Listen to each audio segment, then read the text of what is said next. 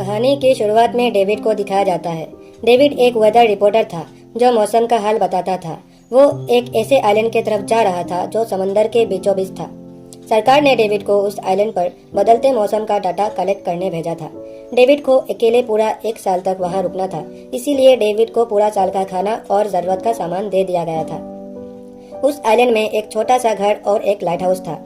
David को उस छोटे से घर में ही रहना था, क्योंकि इससे पहले वहाँ एक रॉबर्ट नाम का वेदर ऑफिसर रहने आया था, लेकिन अब उसका ड्यूटी का वक्त खत्म हो चुका था, इसीलिए डेविड को ड्यूटी करने के लिए भेजा गया था। घर के अंदर जाने के बाद डेविड और उसका टीम मेंबर सबने देखा कि रूम का हालत खराब था, जिसके बाद वो लोग लाइट हाउस की तरफ चले गए। वहाँ वो लोग एक अजीब नज़ारा देखते हैं। वो लोग देखते हैं कि पूरा लाइट हाउस नुकीले लकड़ियों से घिरा हुआ था ताकि कोई भी अंदर न जा सके।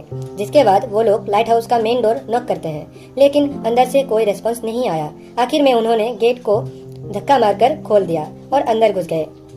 अंदर उन लोग को एक आदमी मिला जिसका नाम क्रूनर था।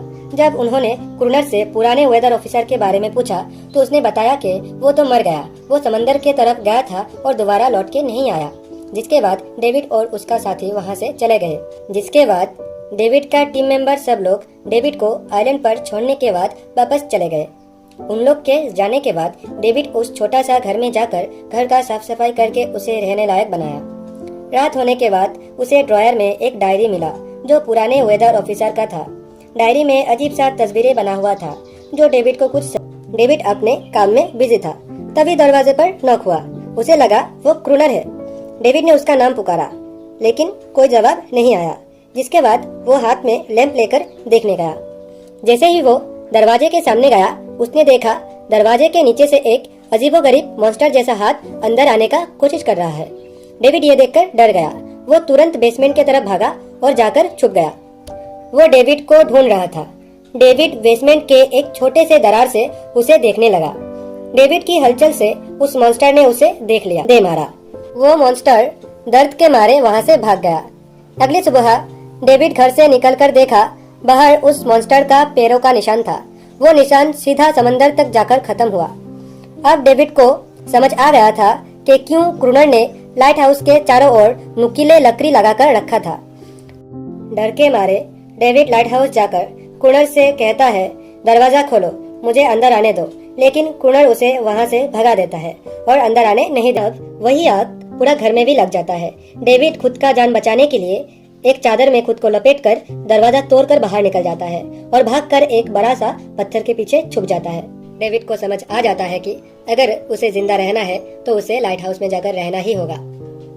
इसीलिए डेविड सुबह होते ही गन लेकर लाइट हाउस के सामने जाकर छिप जाता है। जब क्रूनर लाइट हाउस से बाहर निकलता है और पानी लेने जाता है, डेविड भी उसके पीछे चल जाता है। तभी अचानक से एक अजीब सा जानवर उस पर हमला कर देता है, लेकिन डेविड किसी तरह उसे नीचे गिरा देता है।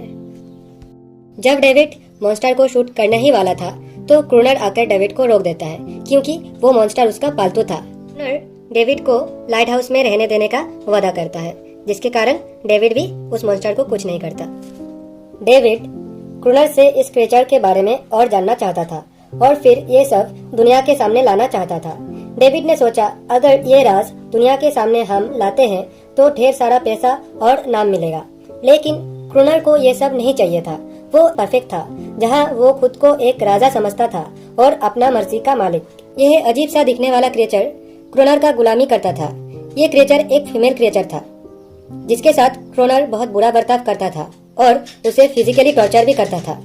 अब डेविड को समझ आ गया था कि किस लिए वो मॉन्स्टर्स रोज रात को हमला करने आते हैं। वो सभी क्रूनर से अपने साथी को छुड़ाने आते हैं, लेकिन क्रूनर ऐसा होने नहीं देता। वो क्रिएचर दिन के उजाले में अटैक नहीं कर पाते, क्योंकि सूरज के रोशनी से उनकी स्किन जलने लगती है। डेविड अब यहाँ और नहीं रहना चाहता था।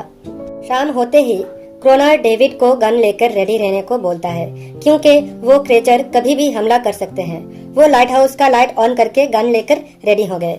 कुछ ही देर में समंदर से भारी संख्या में वो क्रिएचर निकलकर बाहर आ गए और लाइट हाउस की तरफ हमला करने लगे। क्रूनर ऊपर से लगातार फायर करता जाता है, लेकिन डेविड डर के मारे कुछ नहीं कर पाता और लाइट हाउस के अंदर जाकर बैठ गया और बेहोश हो जाता है। क्रूनर पूरी रात अकेले इन क्रिएचर से लड़ता रहता है।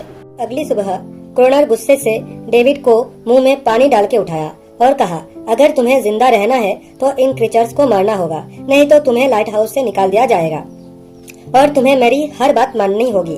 तुम्हें रोज पानी भरकर लाना होगा और लाइट हाउस का छोटा बड़ा हर काम करना होगा और रात को मेरे साथ इन क्रीचर्स से लड़ना भी होगा। अब डेविड के पास कोई दूसरा रास्ता नहीं था, इसीलिए डेविड भी क्रोनर का हर बात मानने लगा।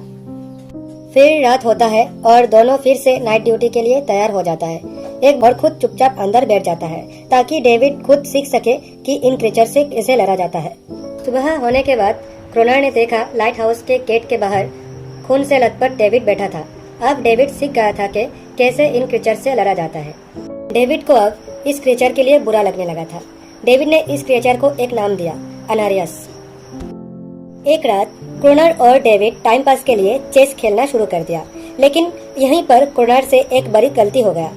वो आज लाइट हाउस का लाइट ऑन करना ही भूल गया था और अंधेरे का फायदा उठाकर वो क्रीचर अटैक कर देता है। किसी से सुबह हो गई और सूरज के धूप के वजह से वो क्रीचर्स भाग गए। एक दिन डेविड ने अनारियस को छोटी सी बोट जैसी दिखने वाली एक टॉय गिफ्ट किया जो मछली की हड्डी से बना हुआ था।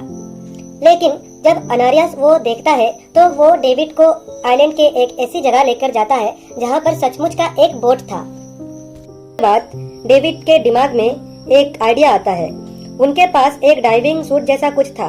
डेविड ने कहा अगर वो इस सूट को पहनकर वहां जाता है जहां पर वो शिप डूबी थी तो उन्हें कुछ बुलेट्स या फिर डायनामाइट्स मिल सकते हैं जिससे वो इन क्रीचर्स को आसानी से हरा सकते हैं। लेकिन क्रोनर उसका प्लान सुनकर उसे मना कर देता है।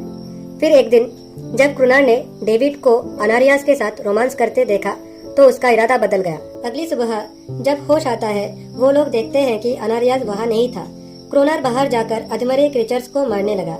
ये सब देखकर डेविड को इन सब पर तरस आ जाता है और वो खुद का गलती का एहसास हो जाता है। उस दिन के बाद वो क्रीचर्स ने फिर कभी अटैक नहीं किया, लेकिन हर दिन समंदर के किनारे रोने की आवाज आता था। एक दिन शाम को जब डेविड समंदर के किनारे गया उसने देखा वहाँ एक क्रीचर का छोटा बच्चा था। डेविड ने अपना हाथ से जलती हुई लकड़ी जमीन में फेंक दिया ताकि वो ये दिखा सके उसका इरादा लड़ने का नहीं है। कुछ ही देर में वहाँ से अनारिया भी बाहर आया। अनारिया के पीछे उसका पूरा ग्रुप भी था, लेकिन वो सब भी डेविड पर अटैक नहीं करता क्योंकि वो सब भी लड़ना नहीं चाहते। वो लोग भी शांति चाहता है। लेकिन तभी वहाँ क्रोनर आ जाता है और क्रोनर आकर फायर करके एक बच्चे को मार देता है। ये देखकर डेविड गुस्से से क्रोनर से लड़ने चला जाता है। क्रोनर से लड़ते टाइम जब क्रोनर साल बाद फिर से एक नया वेदर ऑफिसर ड्यूटी करने आता है, वो ऑफिसर जब डेविड से पिछले ऑफिसर के बारे में पूछता है तो डेविड ने भी क्रोनर के जैसा सेम जवाब देता है। वो कहता है कि वो ऑफिसर समंदर की तरफ गया था और कभी वापस लौटकर नहीं आया और चुपचाप बेलकनी पर जाकर खड़ा हो जाता है। डेविड बेलकनी में जाकर कहता है कि मेरा चैनल सब्सक्राइब कर दो।